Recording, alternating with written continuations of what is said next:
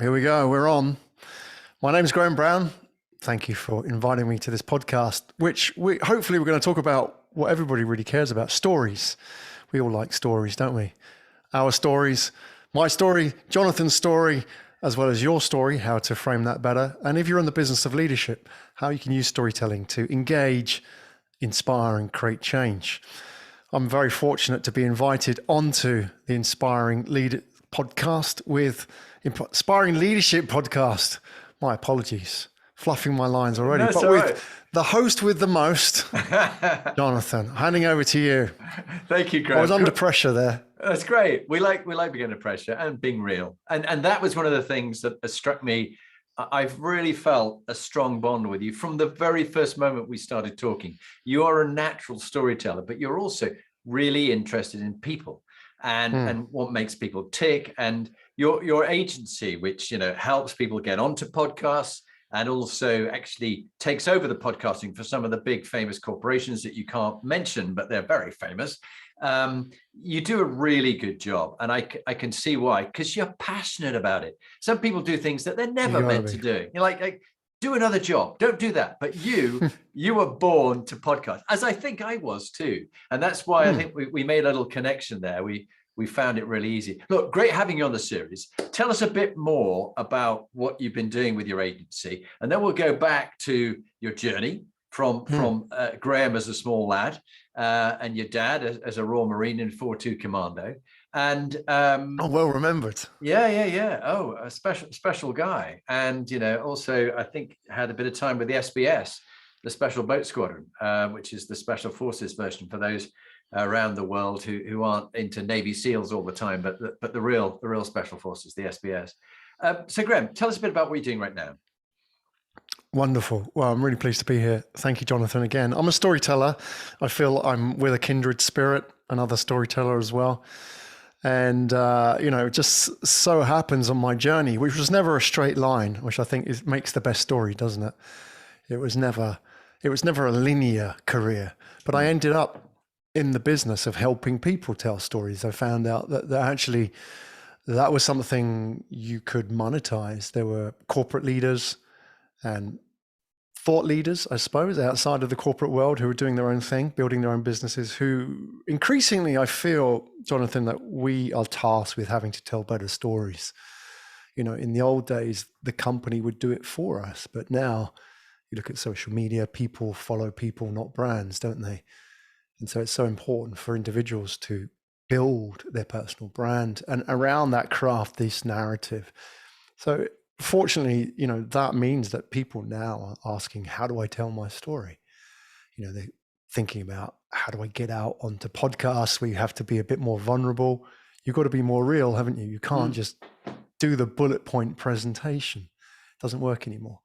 So that's what I do. And there's a lot of demand for it. And rightly so, I feel, because, that's how you engage audiences now. We don't have a lot of bandwidth to get people's attention. And so storytelling is a great way of doing it. And you don't have to be Steve Jobs. And hopefully today we can talk about storytelling as well. So in the ins and outs of it and how you do it. Yeah, no, that would be really good. And actually, you and I were just talking beforehand, many of our sort of joint passions, but a book I've been enjoying reading by Oliver Burkeman called 4,000 Weeks, that from birth to if you die at 80, you've only got 4,000 weeks on the planet. And he said one of the big problems is our attention span is so short. People don't even want to read a book now because they start reading and then they go, oh, I'll look something up on Google, or oh, that reminds me, and they're off doing something else. They don't even finish reading the book. I have a book beside the bed. I'm reading Soldier in the Sand by one of the generals who's about to be General Mail, who's about to be on the podcast. Fascinating book about the whole story of the Middle East and his family that grew up in the Middle East. And he was a Middle East envoy and a general in various wars out there. But I do find reading before bed, I might get through 4 or 5 pages and then be tired and go to sleep. So I do find podcasts and audiobooks. I think something in the region of, I must have listened to 200 audiobooks in the last 3 years. And they're really interesting. And I will, all those different stages of the day, pick them up. you've had a fascinating story in itself. Before you arrived, now you're in Singapore. We're talking to Singapore. Thank you for making the time at this time of day. I appreciate that. But you had this sort of digital nomad time. You've done things like Ironman and triathlon, and you've really learned a lot about yourself. Just give us a bit of a flavor of lately what you did before you suddenly ended up in Singapore. You lived in so many different countries, which I relate to. Just tell us a bit of a flavor of that. Yeah. Well, where do we start with that question? That's an invite, isn't it? Yep. Well, go back a little bit. In 2012, I had a telecoms business. So 10 years ago, I had a telecoms business. It was a telecoms research business. And we started it sort of in the late 90s when telecoms was really kicking off. If you can imagine, mobile phones became mass market. There was a lot of need for research. I somehow saw the distant signals of what was coming next with telecoms, that people really needed to understand how to communicate better with customers, which, you've got to think about the old companies like British Telecom. These were post office in the day, right? So these companies had to learn how to communicate with people and understand them better. And just, average people, like how did they use the phone? How did kids, teenagers use text? All these kind of questions they didn't know the answers to. 2012, we kind of rode the wave, and, myself and my business partner were tired of the business. It had run its course 12 years, 13 years almost. And so we decided we sold off our share in the business. And then I remember sitting with my wife, and my son was 6 at the time. So he just kind of started school. And we said, I don't want to start another business. You know what happens when people sell a business? The next thing they do is start another one. Because I think they're kind of addicted to that activity. And I'm sure this is something we'll go into. It's like, if you've done something for so long, so regimented, that when you kind of come out of it, it's really hard not to go back into it, because that's all you've ever known. It's that kind of activity cycle which defines us. And we had that conversation. I said, I don't want to start a business. I don't need to start another business. So we just went through this kind of what if, process, Jonathan, which was like, what if I didn't need to work right now, or could take a little bit of time off? Okay, fine. Well, then I don't need to commute. So I don't need a car. What if I sold my car? Well, then we could kind of move a little bit further out. Why don't we just keep going? And we sold all our stuff, everything, like pretty much right down to the clothes. We packed everything into 3 suitcases, and we traveled the world. We went and traveled the world for 6 years, and living out of a suitcase. And when you talk about knowing yourself, I think, a lot of who we are is defined by what we collect around us, not just physical objects, but also titles. Like when you change a job, your identity changes. You're sort of the identity of who you are and how people relate to you. And so when you kind of jettison all of that, you're kind of naked. You don't have a house, you don't have a car, you don't have a job, you're just you. And it's very raw and primeval. And when you're in that state and you're traveling the world, because if you're traveling the world as well, you're not even, living in familiar countries. We lived off the west coast of the Canary Islands, off the west coast of Africa, lived in there for nearly 2 years, and then a little bit in Okinawa in the southeast of the China Sea, and New Zealand a little bit. Yeah, we lived all over. And when you're in these kind of places, you're constantly challenged. And I think it's, you're right out of your comfort zone. And I think, it's kind of like somebody takes the ceiling and the floor away from your existence. So you've got these really exaggerated highs and these really low lows, but you really learn about who you are. And importantly, I think, not to really sound trite, but you really understand what makes you happy. Not what you think. I think that's the discovery process, is that all these years you've thought, oh, this makes me really happy. This is what I'm going to work towards. And then you get there and you think, right, maybe that wasn't right. But that's the kind of the slow unraveling, if you like, of the stories we build around ourselves. That's really powerful. In the story itself of your story, And you have a lovely way of telling things. As one of my friends used to say about me, he says, Jonathan, you have a great face for radio. But you have a great voice for radio as well as having a face for YouTube and TV. So I congratulate you, because you should do voiceovers. Hi, this is Graham Brown. Welcome, Carlsberg Lager, probably one of the strongest lagers in the world. And you'd have a voice like this if you drank that shit. No. You've got the macho going. You've got the gravel. You've got gravel, mate. I really like it. So, but I'm really interested in all that letting go of materialism. And there I see Steve Jobs and Einstein in the background on your poster, for those who are listening. And then I think there's a little Buddha sitting on next to Steve Jobs, you've got Martin Luther King and John Lennon. And John Lennon, yeah. And wasn't it John Lennon who said, life is what happens when you're making other plans? Yeah, isn't that true? Yeah, wow. And it is so true that, you don't see what's coming next. We talk about being in the moment, being present, but I think it is lovely that in your storytelling about all those amazing places, including Cyprus, where I used to live when I was a British Army officer for a couple of years, all these different places that you've lived, there were the highs and there were the lows. And I think often people try and paint a story of it's all glossy, Pollyanna, it's all wonderful, but actually life is in the transitions. And I think talking about the lows and what you learned from them, making sure you do learn from them. Everything that's experienced that's happened to you, have I learned something? It's a teachable moment, I think is really important. Let's go right back to childhood. And I did touch on your amazing father, who sadly died of cancer, I understand. Was he in his 60s? I mean, 63. That must have been a tough call. That was the same age my brother was, David, when he died last year. So I don't think that's old at all, as I'm now 60. So how did that horrific experience hit you, and what did you learn from your upbringing in those early years, and who influenced you? These are interesting questions, and these are the questions we need to kind of face once in a while. I know you've had your own experience. We talked about it with your father being very young as well. It's the experiences aren't the same, of course, and they affect us differently. But I think the similarity is that they shape you, don't they? Mm-hmm. They make you ask big questions.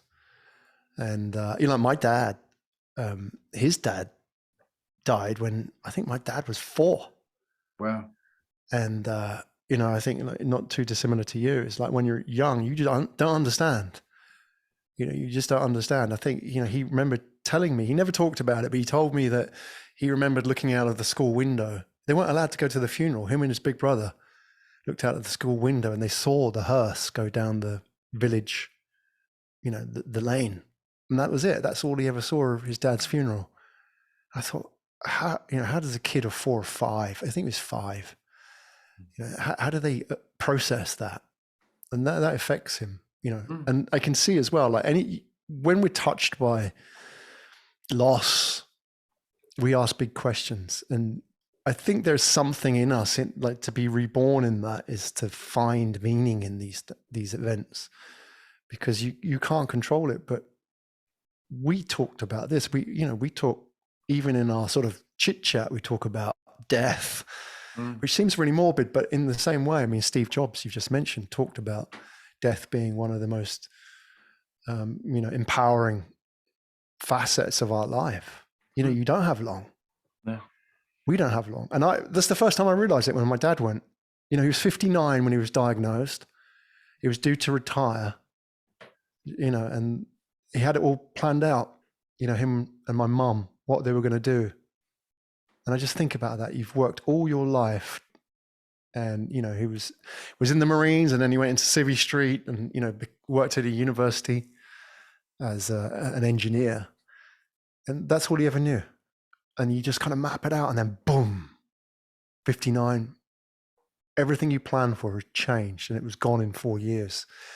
So, how do you process that? You've got to make sense of it. And I think the only thing you can take out of it, and it'd be interesting to hear how kind of it's impacted you as well, Jonathan, is that, it's so precious. It's so delicate, this thing called life, right? that we've just got to grab it. And, I see myself wasting it and I see other people wasting it. Mm. And that, I think, is the big crime, right? Yeah. It's really, and I find you somewhat of almost what I call a practical philosopher, someone who's looking at what goes, are big questions in life, but actually dealing with them, facing with them, having your view about them. And as I've been reflecting on this lately, and again, we're reading the 4,000 Weeks. I've read it, I listened to it a second time today. It's the fact that we've got so much going on. How do you choose among all the noise? What's the signal? When I think about my days in the Royal Signals, that signal between all the clutter and the noise, and sometimes you and you with all the sound machines behind, you can reduce all the noise and just hear that pure signal. And I think if I look at my lessons learned from that, it was at a moment when I was having a crisis, when I got an average report as an instructor at the Royal Military Academy Centre, supposed to be the Top Gun school anyway. I'd been chosen to be one of the instructors at Top Gun, the equivalent. And yet they said I was average because I was up against the best of the best. And they were bloody good. Like my friend Rob, who's a general now, but working in business, and others who've done a variety of things. I learned a lot from them. Even my late friend Lewis, who was a fabulous parachute regiment officer. And he'd have laughter and joy with his troops as he took them on a run. And then he'd go, tree! And they'd all have to find a tree and get 5 feet off the ground on a tree. And it was hilarious stuff. And I was far too serious and intense and trying to drive my platoon hard. And if they weren't good enough, I'd fire them. And I went back to a reunion of my platoon. And one of them said, you made a profound impact on all my life. And I thought, but I was so useless. I was a poor instructor. But the lovely thing was that it made a difference to that one person, and hopefully more of the platoon of 28 of them. And even my own platoon, 45 years on, we're still, 42 actually, 42 years on, we're still having reunions, we're still in touch. And some of them are coming to my 60th birthday party. These people who I've known in different countries, in Jamaica and Barbados and Nepal and Jordan. So I think my learning, and this is your podcast, but it's my learning, is that it's about taking the noise out and having a clear focus on what you are going to do. So I think you have to let go of some of the stuff in order to focus on the pure signal of what your calling is, your vocation. So in my case, it's about finding inspiring leaders like you and others, learning from them and sharing that wisdom with other people. And you've got a great story to tell, Graham. And that's why. But do you think it's interesting, Jonathan? Your when you sort of unpacked your story, is that you say that you obviously touched your platoon and they were touched by you, and they will remember that now. There's a strong bond, right? The brothers in arms. And even though when you reflected back on it, you in some way felt, that you weren't enough because you compared yourself to the other guys. And I think that in a way that sort of really is in a nutshell the problem we all face, isn't it? That you talk about the signal, and in that signal, there's a lot of noise, and the noise is the comparison, isn't it? The fact that we compare, they say comparison is the thief of joy, that we compare ourselves to other people and it takes away that presence, that being able to enjoy it because, I'm not good enough. I'm not as good as this guy. I'm not as good as I could be. And yet when you look at the reality of the signal of what you created, there was a lot of joy there. Yeah. There was a lot of, fellowship that you created, right? But that comparison took it away. Yeah, it's very interesting. We've got a good friend who's an excellent psychologist, and he taught us to use some of the psychometrics that we use with our clients. And yet we always want to keep improving in the way we analyze people's reports and help them get greater self-awareness. It's not the truth, it's just their interpretation of how they see themselves, but also their strengths and their overdone strengths, which become weaknesses. Anyway, when he went through my wife's psychometric and mine, we said, look, we'd love to see, if you look at our two psychometrics of what drives and motivates us, what gives us fulfillment, satisfaction, how can we have an even better relationship? We've already got a really special relationship. We are like soulmates. So I was meant to meet Lee. I know that was my calling. It's almost like my vocation. and together we are so much better. It's like the amulet. It's I don't mean that in a sickly sweet way. I just genuinely know I've met, my partner. Now, I was married before, and I, didn't get that marriage right. I own a lot of responsibility for that, as does my ex-wife. But a lot of it was our own backgrounds and what went on, why it worked, why it didn't. But it is interesting, this, when he looked at our reports and he said, okay, so Jonathan, you over-index on comparison and competitiveness. Okay, Lee, you over-index on comparison. So he goes, oh, that's okay. So like, we'll go and train in the gym. And we'll go in the gym, and Lee's got a personal trainer, and it's Lee's personal trainer because she's learned that every time she shares a personal trainer with me, I compare myself to her and I try and compete and do more weights than her or whatever it is. So she goes, no, I'm not going to play at that one. I'm not having, he's my trainer. And then occasionally after a year or two, she knows how to put you in place. Yeah, she relents and lets me come and have a joint session with her. But then I start competing again, and she goes, no, there you are again. Go, oh, yeah, sorry. And so it's almost your like hard wiring. Yeah, we can't sometimes stop ourselves, can we? But we can. It's a choice. We always have. I think we're always at this term. We're always at choice. And of course, you made a choice there. You and your wife took your son when he was 6 years old. You stole up everything and you traveled the world to experience experiences many of us don't want. But what's interesting about digital nomads these days, I was reading, is sometimes they go on their own to travel the world, and with a laptop they work from Okinawa or Cyprus or wherever, but they're quite lonely and sad because they haven't got that collective. But you luckily took your own little bubble around you. And also, I imagine, have you got some interesting friends that you've kept from the world travels? Oh yeah, definitely. You meet amazing people. When you're on the road, the speed at which you make friends is very fast. The chit chat is minimal, and you get really deep really fast. So if you meet somebody, because you don't have all that baggage, because you've there's an energy, isn't there? There's an energy, somebody's left somewhere and they're quite vulnerable, literally not having that support around them. So you meet people and you make great friendships, bond with people quickly. Yeah, it's a great place to meet and create, like long lifetime friendships. Yeah. But I would say, the thing is, Jonathan, that one thing I did learn was actually that living on these kind of islands with the sunsets and the Instagram friendly pictures, it gets boring after a while, because what I actually craved, if you're an entrepreneur, and this is like that competitiveness and the comparison, it's that switch that doesn't turn off. It's noisy up there. Is when you're like that in those islands, you're constantly thinking of the hustle and what can I build? What can I do? So actually I found, after, I know it sounds crazy, living the dream, that I actually got quite bored of it. And what I wanted to do was this. Yeah. I wanted to talk to people.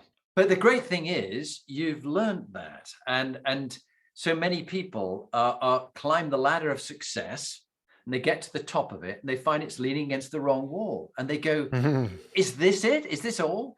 And all too often people are not even present when there is the sunset, because they're busy taking a photograph of the sunset to then explain it to someone else and look at it later. I had my American relations came over from Texas, and they were taking pictures wherever we go. And I said, where have you been around the UK? And they go, don't know, we're going to look at the pictures afterwards and we'll tell you where we've been. And I thought, like, you're not actually, you're there, but you're not there.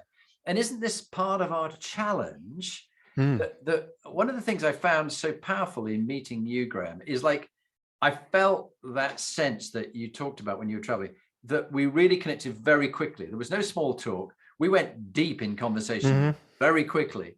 And I felt like I could trust you really quickly. And I think I've met about 3, possibly 4 people in the last 210 episodes who have become like lifetime friends. And it's through the podcasting. Maybe it's because we're quite raw and vulnerable and we're sharing our story and the mistakes we made. I don't know.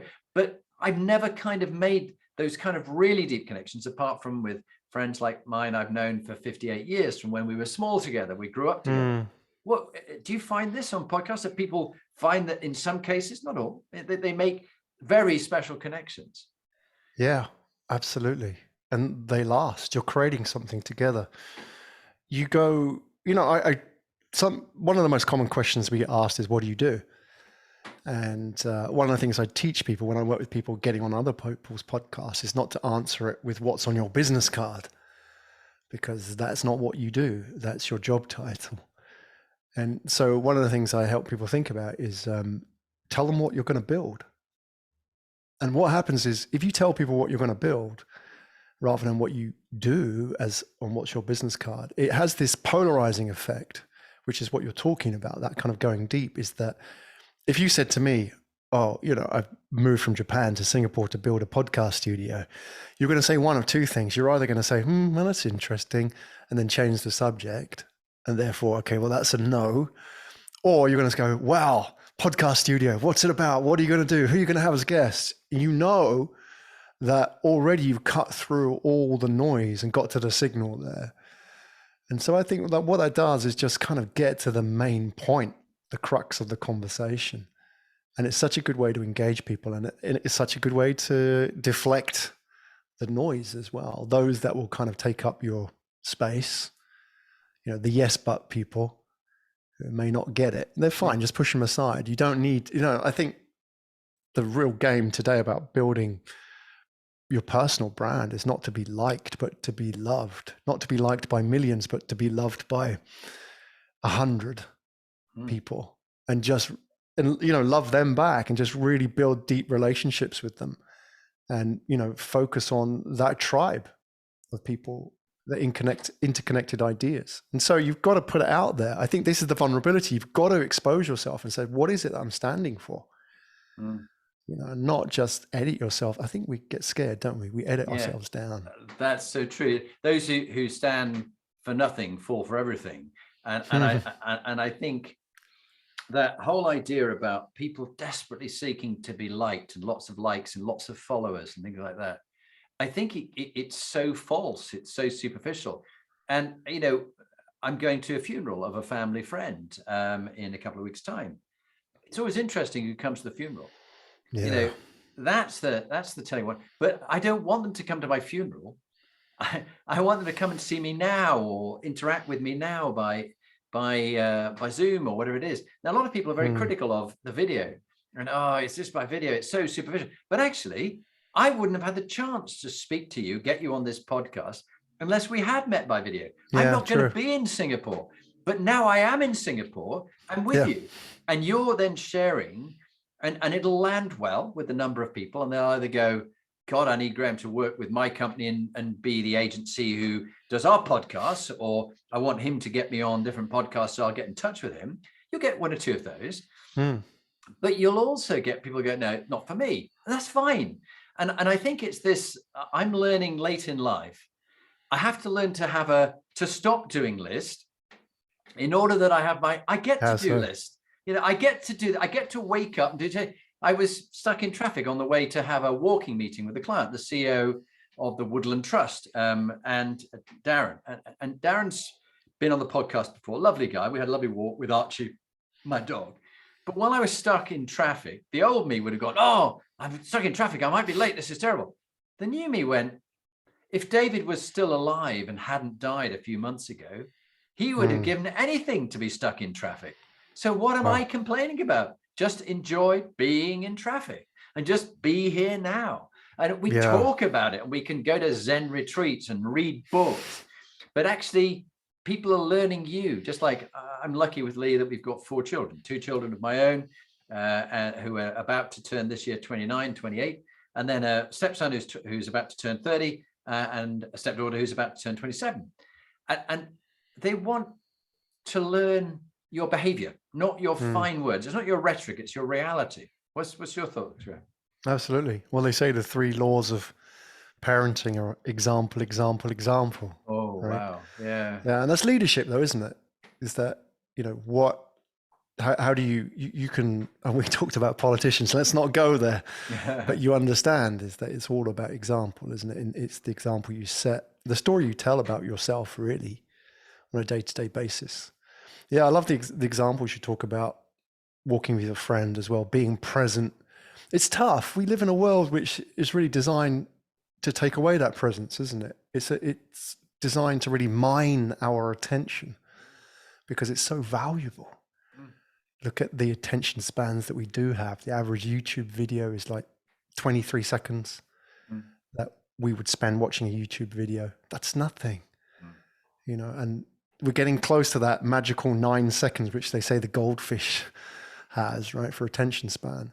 But that's the reality. Everything is like pulling at us. Everything is not just trying to get our attention and notify us, but it's also trying to compare us. That is the business. You look on Instagram, and when I started Instagram, I've got an account from way back when Instagram started, because I look at my first photo, I look completely different. This is like nearly 12 years ago.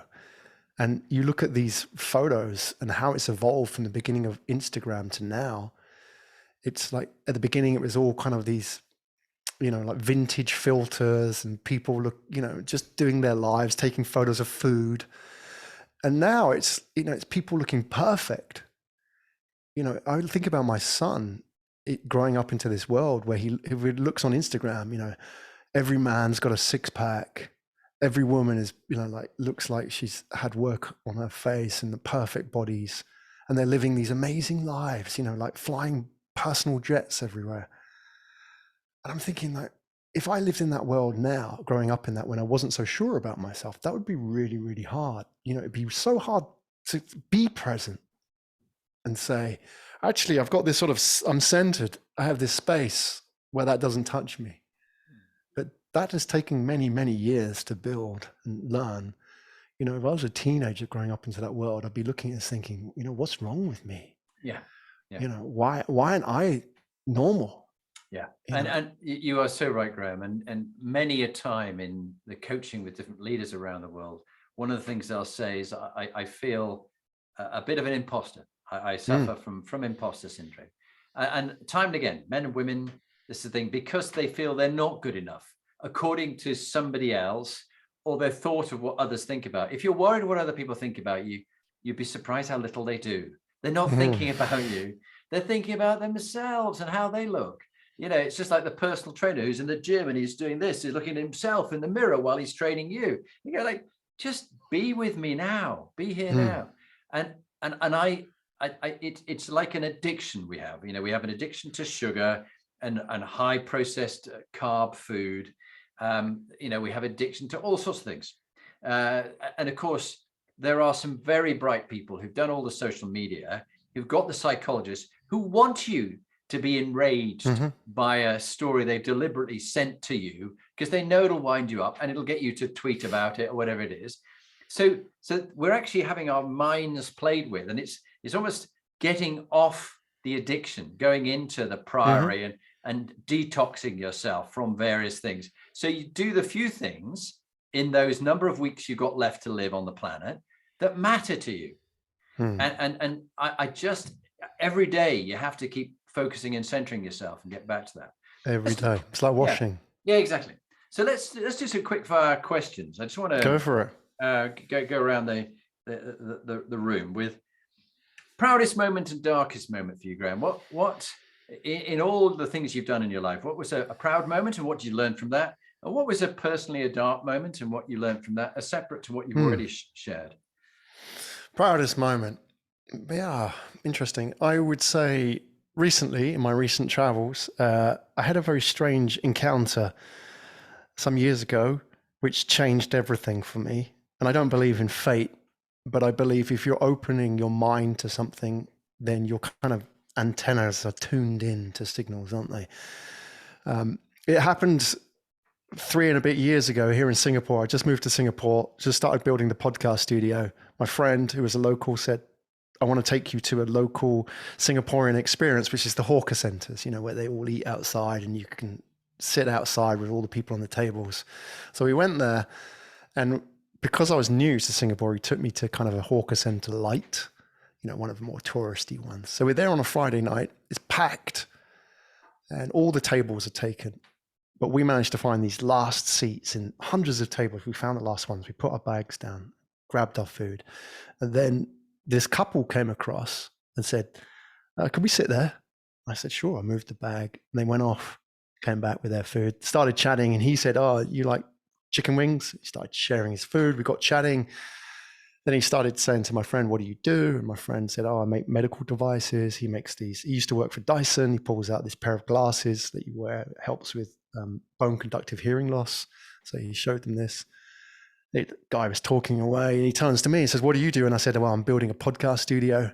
I want to teach Asia how to tell better stories, give them a voice. He was really into it. We were chatting away for quite a while about audio and stuff like that. And I turned to him and said, what do you do? And he said, I own an airline. And I looked around and thought, hang on a minute.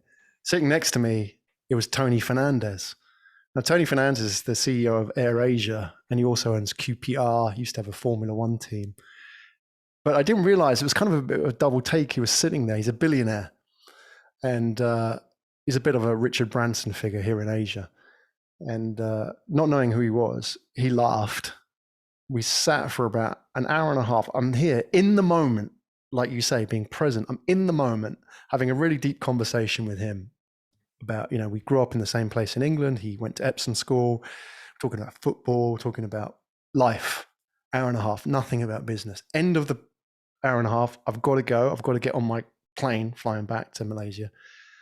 I thought, I'm never going to see this guy again. I've got 5 minutes. I've got to pitch him something. I said, Tony, I want you to be on my podcast. I hadn't even started a podcast. And he said, yeah, let's do it. And he gave me his phone number. And 4 months later, I was in Red Q, the headquarters, and sitting with him doing the podcast. And again, it was like being in the moment. I'm sitting here with this really famous business leader that everybody knows in Asia, having a podcast. It's the first podcast he's ever done. He's there sitting with me, and we're having a really man-to-man conversation. And at the end of it, I said, amazing conversation. He said, yeah, that's great. Let's do more of them. I thought, wow, great. And he became the first client. AirAsia became our first client for my podcast company. And at the time, I didn't even know how to monetize podcasts. But that became this signal that came from nowhere that said, look, this is how you do it. Because can you imagine if I was sitting there with him and at the Hawker Center table and try to pitch him something? Like, he must have thousands of people pitching him stuff, ideas, the next big thing. But the fact is, and this is what I put to everybody, your listeners as well, is that how powerful that is as a tool to get meetings with people. You're not there in that meeting to pitch them, you're there to connect with them. And then after that, if you get on and there's a good relationship and a good vibe, maybe there's business. But that's how you do it. So that for me recently was a really proud moment, because that created the agency. Yeah. Yeah. Well, stay with that. Stay pure with that. luck. I love that story. And it really strongly resonates with me that I found a book I listened to called Life is in the Transitions. I think I mentioned it, which is all about storytelling. And if you haven't listened to it, it's well worth listening to it. He meets some pretty interesting, weird people. Life is in the Transitions. But I'd always sort of done this, but I systematized it in my meeting with new coaching clients.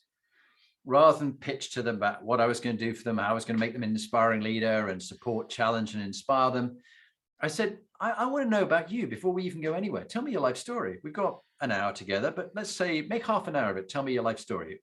How have you become the CEO you are today? Who shaped you? What happened to you? What events?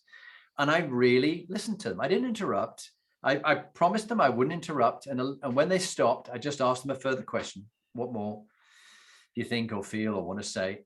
And that bonded us in a way nothing else ever has, because you have to come from a place of being truly interested in the story. And you were interested in Tony Fernandez's story and his chicken wings and his life and Epsom and football teams and whatever it might be. But I have found that on the occasions where I've had some of the best clients with the strongest relationships, who've almost then become friends of mine, they've become business clients who've become friends. That bit they say, don't get business and personal life mixed up. I think if you're being authentic, who I am in my personal life is who I am on a podcast with you, or who I am when I'm coaching. And that's what they get. They get the whole experience, the full you. Real you. What's your thoughts? Absolutely. I can't find anything I disagree with that. It's somebody said to me years ago, a good friend of mine said to me, Don't create two versions of yourself. And it seems really simple, but when you think about it, that's so true, because we expend a lot of energy creating these two versions of us, right?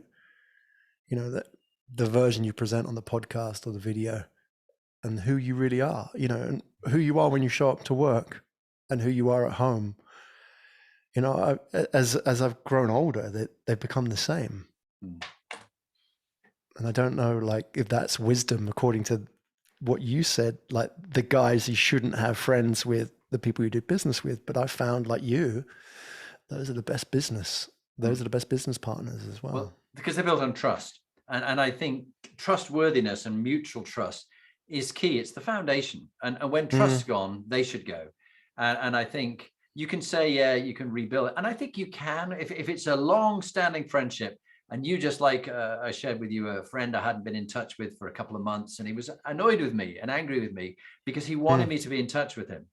I didn't have the wisdom to say, well, you said my other friend got in touch with, you know, I had a conversation with your other friend, and you said, why hadn't you? Well, he rang me. So you can always ring me. It's like a two-way relationship. You know, you can't have a friendship unless you speak to each other or see each other. But it doesn't always have to be one person to do it. But he, quite rightly, he'd reached out to me with a Christmas card, and I should have got it back to him. So I do think this friendships and connections need effort on both parts, and you can't be a friend unless you put some, I think what they call it life energy. You know, you're giving discretionary life energy, and we only have a finite amount, a bit like this glass I'm drinking of beet juice and whatever, kombucha and beet juice. You couldn't get better mix than that. It was a home brew. That's the good stuff. That's the good stuff. But that was one of your proud moments, and how you started all. Great story. What about one of the darkest moments in your life, and what you learned from that? Darkest moments. Not too distant. In business, I had, after starting the agency, not too long into it, obviously right about the time of COVID as well, we had quite a dark time getting the business off the ground. I'd put a lot of money into it. You know, I'd come effectively out of semi-retirement and risked everything, moved the family from Japan to Singapore, and where I could have stayed in the comfort zone, and risked everything, especially, you know, when you're older. I mean, you know, I was in my mid-40s, and at that point you kind of have, when you look at other people, you think you should have had it worked all out by now. You should have, you know, everything mapped out. But here I was, kind of almost starting again. And then, you know, running out of money, you know, nearly running out of money in the bank account. But we had a really good team. You know, we were really open with each other, and I was very honest, you know, kept them.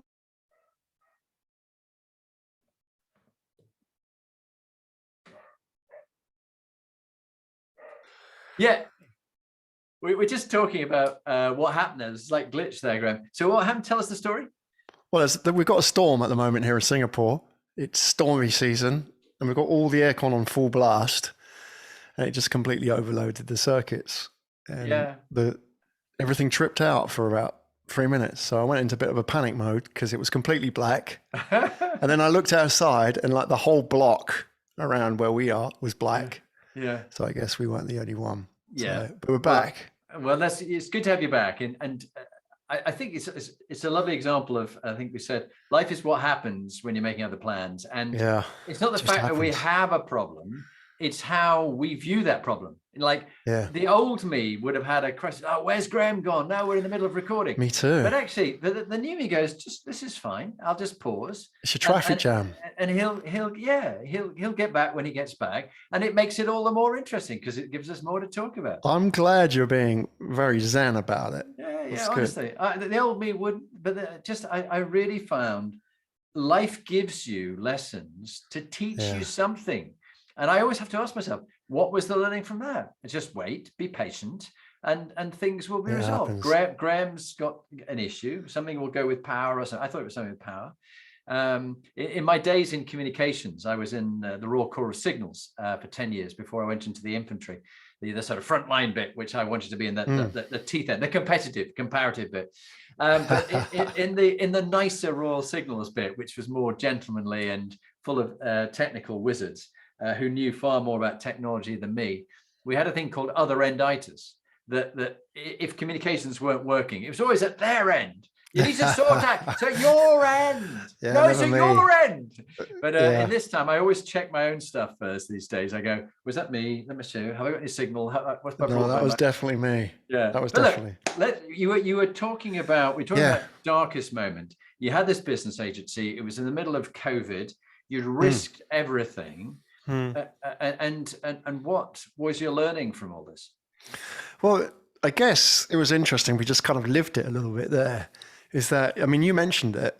You took the words out of my mouth. It's like, how you sort of interpret what's happening to you. And I think, this is really what leadership is. I mean, the core team I had in my business, there was only 3 of us. We worked with a lot of outsourced people, a lot of, like contractors and so on. But there was myself, who was twice the age of, the 2 people I had in my team were in their 20s. They were graduates, young, very entrepreneurial. But, they, in some ways, were less understanding of what was happening, because, they'd never been in a business before, and they'd seen, like, this guy had come, put all his money into a business, and now it's all disappearing. And it was hard for them to process. And, like, they'd built this business with me, and then it was sort of slipping away. And so really, that's what leadership is. Leadership is like, how do you frame something that people understand, and, put it into a context? And really, that was what it was about. And, a lot of our focus now was about, okay, right, this is where we are. This is where we're trying to get to. And it's telling that story. And in the big part of storytelling and what leadership is about is taking away uncertainty. And a key part in how we got through things was, it's like, okay, this is where we are. This is the work we've got to do. This is the problem. Let's unpack that problem and deconstruct it and get to work on it. And then this is where we're going to get with it. And it's telling that in a story that they understand, not just in the nuts and bolts of what I said, but it's, here's that in a narrative. This is where we come from. This is the problem.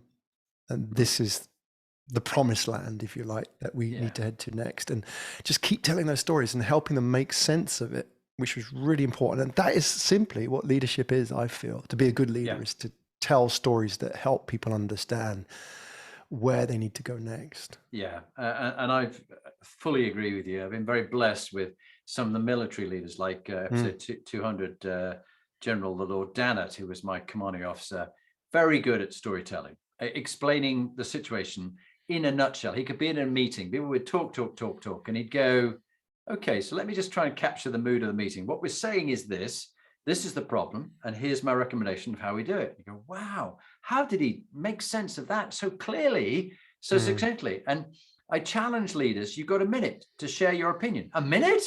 I want more than that. No, but if everybody has a turn, you've each got a minute. Good leaders can say what needs to be said, make sense, but they are storytellers, as you say, make sense of it in a minute. And also, one of the guys who's coming on in the future is another old commanding officer, General John Stokoe.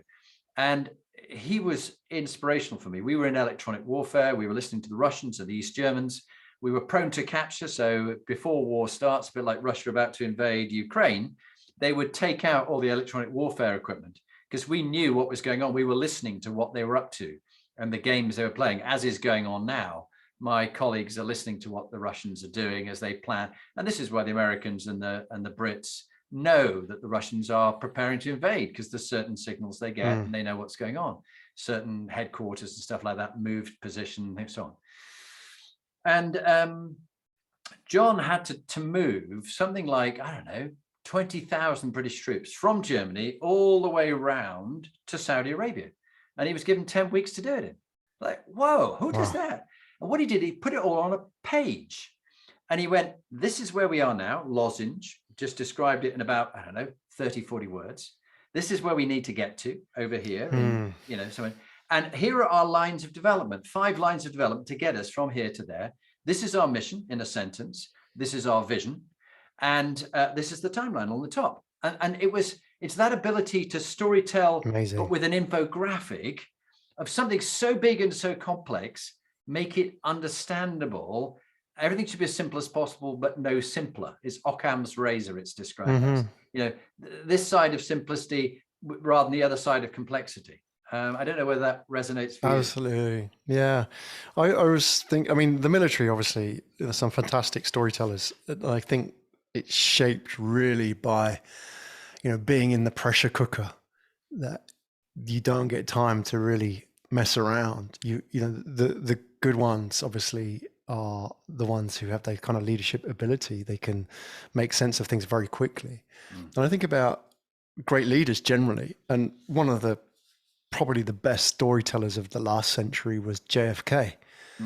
And if you think about it, there's a fantastic speech, you can see it on YouTube, 1963, when he speaks about the moonshot, and he says his vision, which is like your CEO saying, just to really condense it down, he painted out the picture of going to the moon. And bearing in mind, this is in a world of black and white TV, no internet, nothing of that sort. Mobile phones were 30 years away. 1963, he stood up before the American people and said, "We will put a man on the moon and bring him home safely before the end of the decade." And that was it. That was enough. That was the story told. And bear in mind that the NASA mainframe computer for the Apollo 11 had 4 megabytes of data in it. That was its memory storage. 4 whole megabytes. Imagine that. Like the average, this phone in front of me here, like our phones, Jonathan, have got 200,000 times more computational power in them than the NASA mainframe. But that is the power. They had 400,000 engineers. You think of all those men they moved out of Germany to Saudi Arabia. It's like, how do you mobilize men and women on that scale? You need a story. You can't make it complex. And we've even seen this today with, COVID, like flattening the curve. It's probably one of the most powerful stories told in recent years, because you talk about doing it as an infographic. Flattening the curve was a chart. And like any story, it had heroes and villains. It had a past, a present, and a future. And this is what I call data storytelling, about using data to tell stories. You don't need to write a trilogy. You can do it in a chart, 2 lines, a lozenge, or even a few words. That's storytelling, right? And those are sometimes the most powerful ones. Those are the ones that spread not just to 10, 20, 30 people, but to millions, even billions of people, as we've seen with COVID, right? So good, so good. Let's carry on with the quickfire, because you've got so many long stories. Quickfire. Yeah, but it's all right. When you were 16, bit of advice you wish you had when you were 16, what would it be? Oh, wow. That's powerful, because I think of my son now, just on the cusp of being 16. Yeah. Advice, I think, really in line with what we said. I don't know. I think it's the best advice I've ever been given, is that it's okay to say, I don't know. And that's only come to me in later life. When I was 16, I had to know. I had to know everything and be a know-all. And that sets you up. And, I think that's why we kind of absorb all these titles and we build this armor around us, that goes with all the trappings of success. But, unpacking it, say, I don't know. And I think it's, there's a huge, for mental health, if somebody asks you all these questions, say, I don't know. But I'm working on it. Yeah, it's so good. And General Rupert Smith was the general in charge of the Gulf War forces. From the British perspective, parachute regiment officer, one of our brightest strategic minds. And I had him on the podcast. He was fabulous. Listen to his podcast. But he reminded me that he went into one big conference and they saw the general appear and sit on the back with his boots up. He's very casual in a lovely sort of unassuming way, and put his boots up, and he was listening to them. And like, General, what do you think? He goes, guys, I don't have an opinion on this. You're the experts. Tell me what you think. And they went, okay, fine, sir, I'll carry on. Okay, let's go around, quick fire around the compass. MQ, moral quotient. What's your top value that stood you in good stead, a principle or a value you live by? It's changed a lot, I feel. And in recent years, just being present.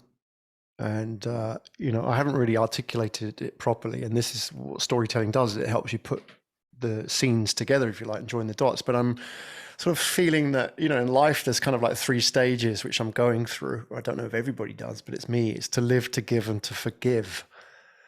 You know, live is to, like, in the beginning, is to kind of really explore and live your life on your terms. And then to give is to, you know, you have a family. You're not the only one not the only show in town.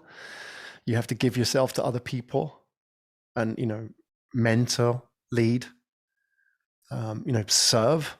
And then to forgive, I think, is the hard part. And that's the value that that's the moral quotient part that I'm really struggling with. But I think it's the real thing we all have to do, is to forgive, not just people in our lives that we feel have trespassed against us, if you like. But I honestly believe that, you know, when you kind of understand people, like, you know, always the people you grew up with, your family, or any relationship you have, and, you know, you forgive them, even if you don't do it to them, but you morally rationalize it in your head.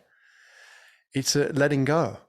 I think it's like, you know, living, loving, and letting go, I suppose, is those 3 stages. That's the kind of morals that I'm trying to live by. But I don't always get it right. You know, I'm still a human being, flesh and blood.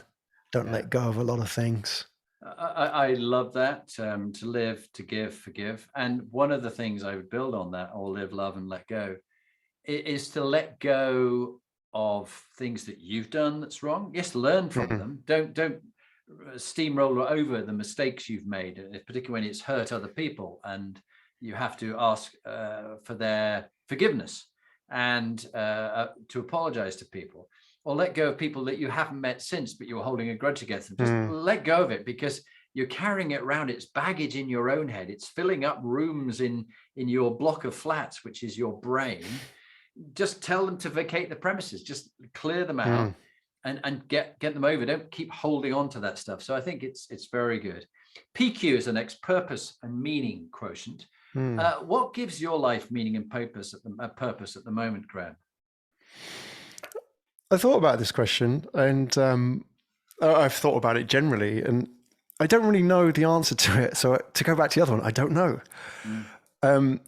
I've sort of, I'm approaching my life in a very agile way, which is, you know, rather than finding my why, finding my start in things. And there's a great, when I was living in London, I saw a chap called Muhammad Yunus, who won the Nobel Prize. He founded a microfinance bank in Bangladesh, and, like, really, you know, literally gave hundreds of millions of women loans, microfinance loans. And he really started that movement. Amazing guy, just a big visionary. He microfinance is not sort of a, you know, it's not really something that's come out of business schools in London or New York. It's come out of, you know, these sort of emerging markets. He said something really interesting. He said, you know, when he started his journey, he was an economist in Dhaka University, and he went out into the field literally and saw women weaving baskets. And he started talking to them. He found out this woman was effectively bonded in slavery to the man who sold her the raw materials. So he would sell the wicker, she would buy it from a loan from him, and he would then get the interest and all the materials from her. So she was in debt to him. And he said, well, if I lend you the money at this kind of rate, which was like market, and you don't have any credit, but you pay me back, then would you better get out of this situation? And so he tried it, and she did. And he found, like, all these women were paying this money back. And then he realized actually he was lending a lot of money. So then he set up a bank, et cetera, et cetera, et cetera. But he said that, you know, don't try and change the world, just do good for one person. And then chances are there's more of those people. So what I'm trying to do, when you talk about purpose, I don't have this vision of changing the world. And I sometimes don't know what the purpose is, but what I'm trying to do is help people to tell better stories. And I feel that that enables them, unlocks their potential, and maybe they can change people around them. So I haven't yet found my why. If you're going to ask me what's the book title, I don't know. But I'm helping other people write theirs. Yeah, and I like that in itself. And you know what? We don't have to make a profound difference in life. We just have to have a calling, something we're doing, in your case, helping people to tell their stories, but you're also role modeling by the way you're telling your stories on this series. And I love it. Health Quotient is the next one. A tip on mental health and a tip on physical health that's worked for you, Graham. Mental health. This is interesting, isn't it? Because it's one that we've only really started thinking about, we collectively, but we realize how important it is. Deep conversations, Jonathan. Yep. That for me is therapy. Yeah, I mean, what better? Campfire. Remember those campfire conversations we used to have in the old days? What happened to them? We don't have them anymore, do we? There's something very, not rewarding, but I would say it's great to talk through things and to hear people and just connect with people. That's great for mental health, especially in this world where so much is now remote. Even if you did this, right? I mean, how cool is that you can kind of talk through things and, in your own mind, work things out a little bit. That for me has been really good. I would say start a podcast is cheaper than therapy. It's a lot more rewarding.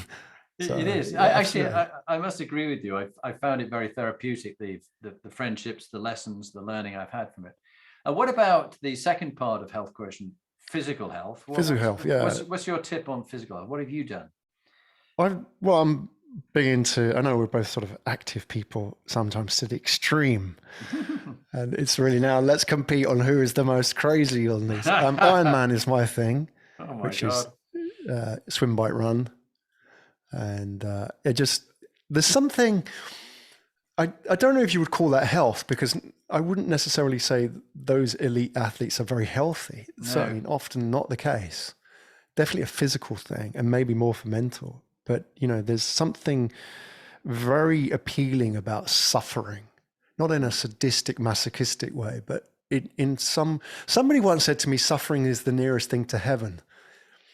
And, reflecting on that when you're on a bike ride, when you're in the pain zone, it kind of makes sense because everything falls away.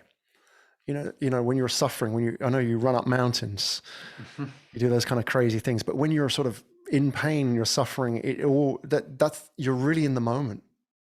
You're not enjoying it, no, but you're there and you're living.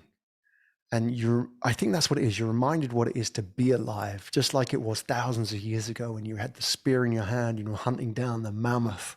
Yeah. That was it. That's when we were living. Yeah, there's undoubtedly a season for everything in our lives. And as you know, we discussed before, my crazy double mountain marathon that I held the world record for. It was fine at that stage when I was doing it in my 20s. But now I'm in my 60s.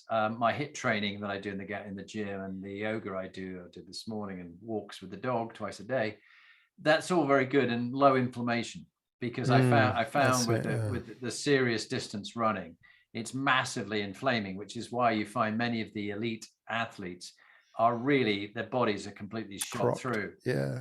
Because it's so much inflammation. So, but it is a great thing to do. And when I think about doing the Cypress Double Mountain Marathon, the year I won it, we did it 2 years. The year before I came fourth was when I was close to the summit. The two team colleagues wanted to walk, and it was a slight incline, quite a steep incline towards the summit of the Mount Troodos in Cyprus. And I said, yeah, okay, we'll walk. And then I thought, if my father was here now and he was alive, what would he say? And he'd say, whether you walk or run makes a difference between winning or coming second, third, or fourth again. You need to run. And I went, guys, we're going to run. Oh, no, we don't want to run. I said, we're fucking running. And I grabbed hold of their shirt and we started running together. And they went, okay, we're gonna run. Just get off our shirts. And they ran, and we came first. And it dug deep. It was that moment when I thought Dad was sitting up there on the cloud and he was going, "Come on, son, you got to run." He got you over the line. No one remembers who came second. They only remember the win. EQ, emotional and social intelligence. You are having buckets, my friend. Graham, what would you say is a tip on emotional and social intelligence you've learned over the years? Yeah, Emotional intelligence is, again, it's something that in business, isn't it, now that we're talking a lot about, really listening is a good skill, and leaning into the problem, I feel, is a powerful way of communicating with people. If we think about emotional and social intelligence really as ways of communicating with others, then I think it's a Zig Ziglar or maybe a Roosevelt, term. I'm not sure who came up with it, but somebody once said that, people don't care what you know unless they know that you care. And I think how important that is in communication is that when you lean into the problem and you listen to people and you empathize, that how powerful that is in creating connection with people.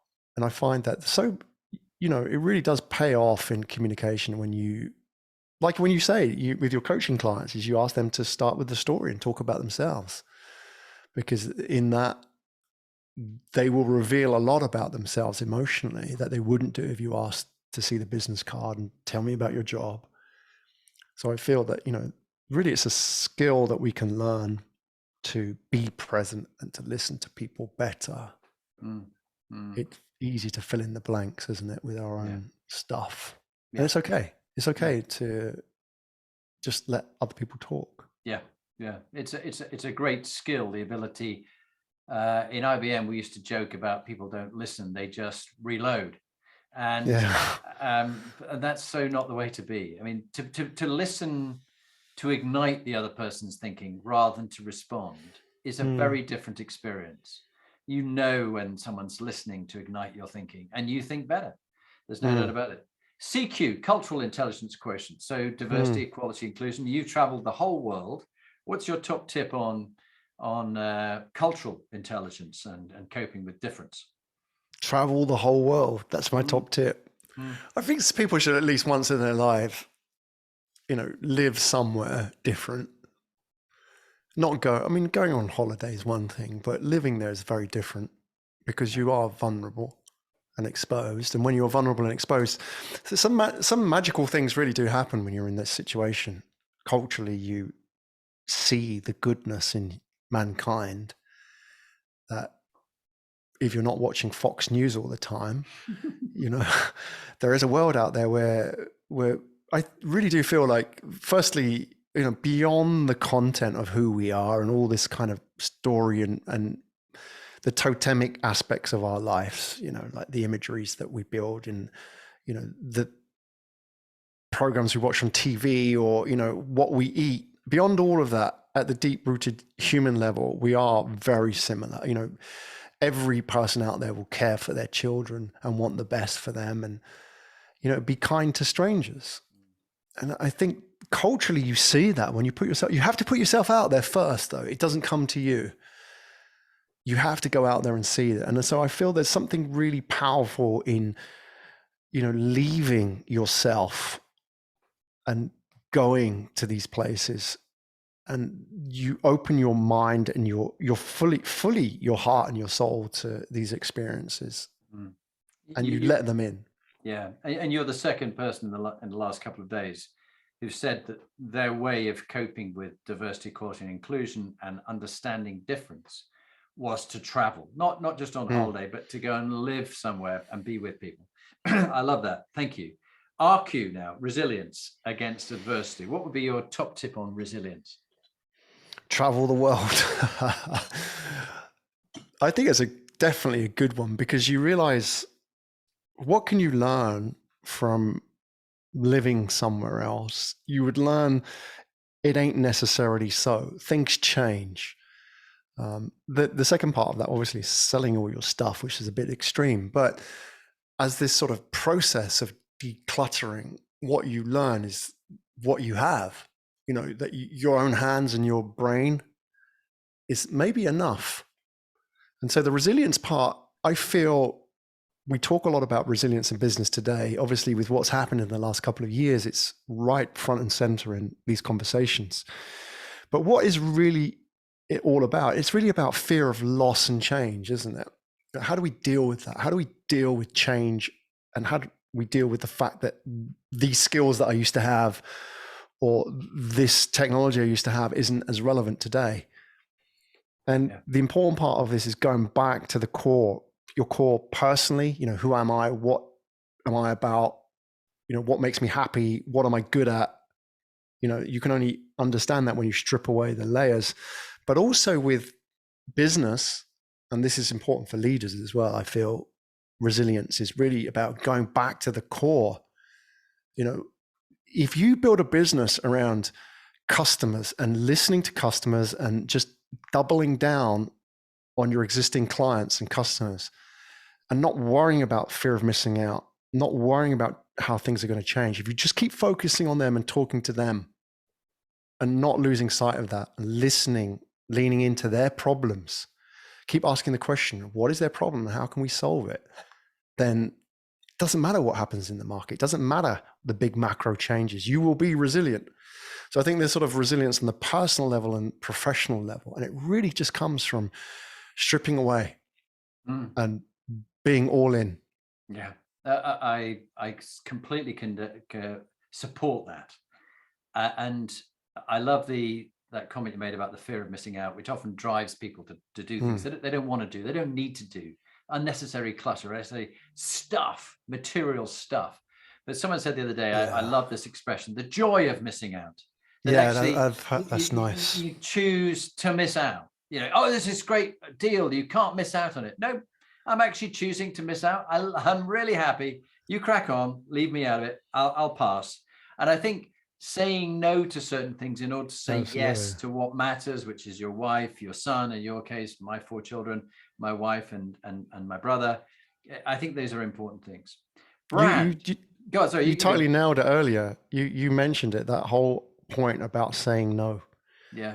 I feel it's like one of the biggest life lessons, because we say yes to everything, fear of missing out. But when you start saying no to things, the magic happens. Yeah. You get a clearer idea of who you are, what you're about, what value you offer, your purpose, if you like. I likened it to like flying a balloon. There's hot air balloons, and they sort of have to pull the burner and they fill up the hot air balloon to fly. But what keeps it on the ground is the sandbags, these heavy sandbags, right? But if you keep pulling the burner and thinking, I'm trying to get up, I'm trying to fly this thing, but you keep harder and harder and harder and filling up that balloon, it won't fly. It's only when you take the sandbags and throw them out, this thing just lifts up naturally. And I think we're like that in our lives, we weigh ourselves down with things, and then we try and brute force, it's the comparison and compete part of our psyche, brute force our way up to success, pound our way up there, because that's all we know. And what we realize is that it would be so much easier if we just kind of throw that baggage out and we just float. Yeah. A lot nicer. Very Zen-like. I love it. And that analogy of the hot air balloon and the sandbags. And it is about going with the flow and the effortless aspect of saying thank you, but no. What do you mean? What do you mean? I've given you this great deal. I said, that's nice. Somebody else will benefit from it, but it's not me. And I will pass. This one's not for me. I love that. Brand, BQ, brand, reputation, image, and impact. What is it that you've done to learn about how people perceive you so you can enhance what you do, your offering, how you come across, how emotionally intelligent you are? What have you done? Obviously, personal brand, I feel, is an extremely important asset we all need to have, a characteristic, if you like. Some time ago, a friend sent me a WhatsApp message, a very simple message. It had a video on it. It was Aussie, so it was going to be humorous. And it had this 90-second video. It was just after the pandemic started. And it was done as a public service announcement. And it goes, please, please, please, whatever you do during the pandemic, don't start a podcast. And I laughed because he sent it to me. But what I really loved about it was that when he thought of podcasts, he thought of me. Yeah. And to me, that is vindication of what it means to be a thought leader. It's a small thing. It's not a big deal. I'm not like on this pedestal. I'm just like, I'm in his mind when he's thinking about X. And really, that's what personal branding is. It's being that guy doing that thing. Because, I see this guy and he keeps popping up on my feed on LinkedIn or wherever doing that thing. And I keep seeing him and I keep seeing him and I keep seeing him. And then when somebody asks me, oh, do you know somebody who does that thing? Yeah, you want to speak to this guy. That's how it works. That's the power. Because if you occupy a small piece of real estate in the consciousness of your audience, even though that may be very small, that's a very valuable commodity. You own attention. And that is what it takes to influence and engage people. So I would say to people that, you know, when it comes to personal brand building, it's really knowing what that thing is that you do and owning it and keep doing it and keep doing it. And I tell you, don't give up, because I would say to everybody here that for every one person who likes or reaches out to you, I guarantee there are hundreds that you don't know about who know you and what you do, because they keep seeing you doing that thing. You are so right. And I've experienced that just within the last day. The fact that I've been doing this podcast, various people have reached out to me from Hong Kong, to a guy who'd been out in the Far East with Marks and Spencer's. He's come back and he said, we met some time ago. And I went, how long ago? And he went, well, it was, I think it was, like 8 years ago. Wow. And my friend recommended you as a leadership coach, and I'm now ready. And I go, like 8 years How ago. about that? And then someone else who I've known for 6 years in another firm, and I knew one day we'd work together. And he said, "I'm now ready. Can I be coached by you?" And I went, that's the power of a personal brand, because they're aligned. They're educated on what you do. They're not coming and saying, can you do this? Can you do that? No, it's like they know exactly what you're about and they're ready. That's what a personal brand can do for you. It's so special. And I've got the dog here. Come just join me. Archie, it's missing out. He said, I had a great run this morning, Master. That was fantastic. Can we do it all over again? I forgot. That was great. Let's do it again. Let's do it again.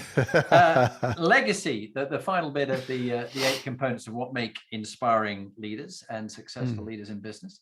What would you like your legacy to be in the work you do and in your personal life? To reiterate Jonathan earlier, let's see who turns up to my funeral. Let's see what they say in the eulogy. Yeah, I don't know. Like, again, it's touching people's lives. I hope that I could give people the skills. I hope that I could kind of unlock people's frustrations, that they can tell their story on their terms, even if it was just looking at my story, and somebody who's looking out the window of the bank thinking, maybe I can do that. Yeah. Maybe I don't have to have a book first before I tell my story. I can get out there and start telling it. That I feel would be, job done. In terms of leaving a legacy, I think it was Jerry Seinfeld that said, when it comes to funerals, more people would rather be in the casket than reading the eulogy. Yes, it's so true. It's so true. If I can change that, I'll be happy. That's a great one. Okay, well, look, we've gone wonderfully over time, and I've never done this ever before, Graham, and it's a great compliment to you, because I've so enjoyed this conversation. Well, likewise. I didn't want to stop, so I've run over time deliberately, and I'm not going to cut it down. They're going to get this whole unexpurgated version awesome. of our authentic conversation. Last question before we do your 2-minute top tip as a leader. What's a book that you've enjoyed listening to or reading on leadership that you'd recommend, and why would you recommend it? Just one. Just one. I don't know if you've read it. Maybe something that's come across your radar. I've enjoyed Extreme Ownership by Jocko Willink. Navy SEAL. Yeah. My dad was a Marine. I know you obviously spent your life in the service, and your dad as well. It's just really interesting. We've got this image of what military guys are like, this very sort of stern, austere, tough, top down, chain of command. But it's very interesting. I think the SEALs as well are quite opposite of that. It's all very decentralized, isn't it? It's all about making decisions on the ground in very small units. But I like the idea of Extreme Ownership, which is he recalls a story. They're in Iraq, and you'll have to read it yourself. I won't do it justice, but basically there was a failed mission. it was a snafu, and that the whole thing just fell apart.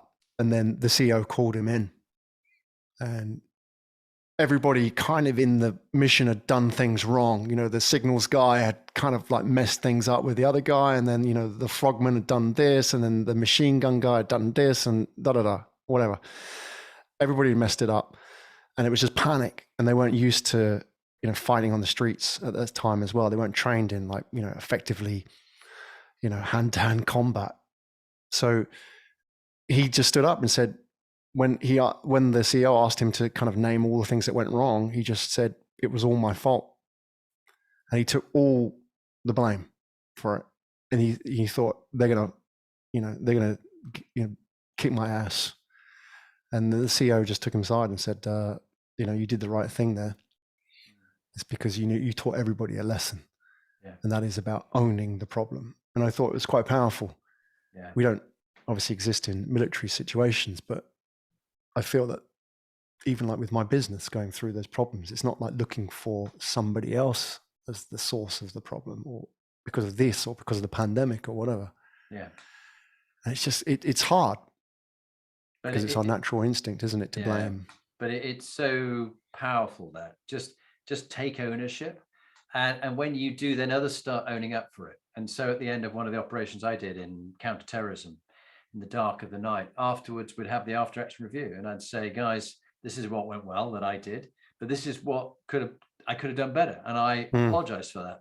I got lost in the navigation, and it's lost us 10 minutes.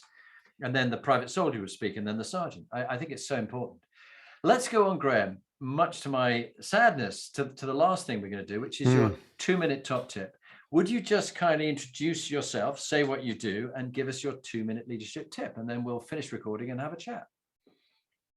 My name's Graham Brown. I'm a storyteller. I help people tell better stories. And so in this 2 minutes, I'd like to share with you some ideas, or one idea, about how you can tell a better story, because as Jonathan rightly pointed out, we're all affected by this thing called the imposter syndrome, that we feel our story's not worth telling. I'm not Elon Musk or Richard Branson. I didn't win any Nobel Prizes. So I want your audience to think about this one scene in their life which will help them tell a better story. And it's called the departure scene. In every good movie, in every good book, there is a scene, and it's called the departure scene. And it's a scene where our hero departs. Our hero leaves the world of comfort and then takes the rocky road, which is the unknown. And often in that departure scene, it's defined by the crossing of the threshold. And the threshold in the movies or myth is a river, a bridge. It could be leaving a planet in Star Wars, for example.